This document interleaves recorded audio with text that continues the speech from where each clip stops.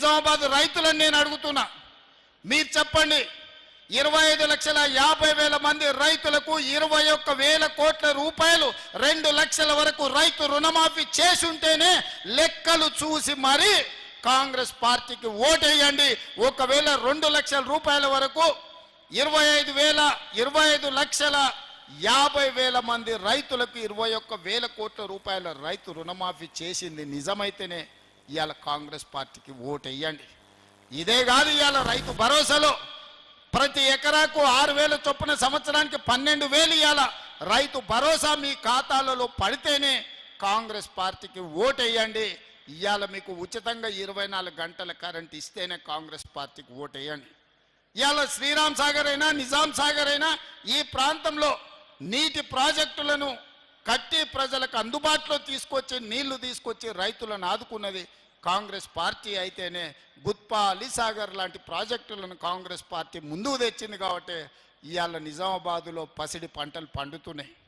ఇవాళ మీ గిట్టుబాటు ధరల విషయంలో అదే కాదు, ఈ ప్రాంతంలో వడ్లు అత్యధికంగా పండిస్తారు. ఇవాళ మీరు ఆలోచన చేయండి, గుండెల మీద చేయి పెట్టుకొని ఆలోచన చేయండి. 500 రూపాయలు సన్న ఓట్లు పండించిన రైతులకు బోనస్ ఇచ్చుంటేనే కాంగ్రెస్ పార్టీకి ఓటేయండి, లేకపోతే నాకు ఓటేయకండి. మీరు ఆ ఓటు ఎవరికైనా వేసుకోండి. ఇలా సన్న ఓట్లు పండించిన రైతులకు 500 రూపాయల బోనస్ ఇచ్చింది మేము కాదా? మీరు ఒక్కసారి ఆలోచన చేయండి మిత్రులారా. ఇవాళ ఒక్కొక్కటిగా సమస్యల్ని పరిష్కరించుకుంటూ ఆర్థిక ఇబ్బందులను అధిగమించుకుంటూ ఈరోజు ముందుకు నడిపిస్తున్నది ప్రభుత్వం. ఆదాయం పడిపోయింది, అప్పులు పెరిగిపోయినాయి. 69,000 కోట్ల రూపాయలతో 2014లో చంద్రశేఖరరావు గారికి రాష్ట్రాన్ని అప్పచెప్తే 2024 తిరిగి మళ్ళీ కాంగ్రెస్కి అప్పచెప్పేటప్పటికి 7,11,000 కోట్ల రూపాయల అప్పులు చేసిండు చంద్రశేఖరరావు.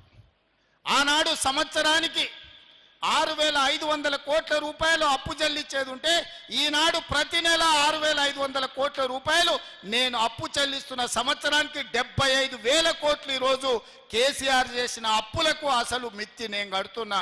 ఈ సంవత్సరం మొత్తం 75,000 కోట్ల రూపాయలు కట్టిన.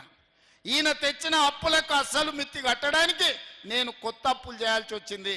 60,000 కోట్ల ఇప్పుడు అప్పు చేసి ఇంకో 15,000 కోట్ల రూపాయలు నేను సంపాదించింది కలిపి చంద్రశేఖరరావు చేసిన అప్పుకు నేను కప్పం కట్టిన 75,000 కోట్ల రూపాయలు. ఒక్క రూపాయి తక్కువనా మీరు లెక్కలు అడగండి, అన్ని వివరాలు నేను ఇస్తా.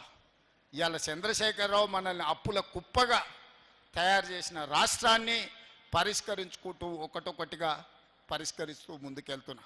ఆనాడు ఈరోజు ప్రభుత్వ ఉద్యోగస్తులను నేను అడుగుతున్నా, మీ గుండెల మీద చేయి పెట్టుకొని మీరు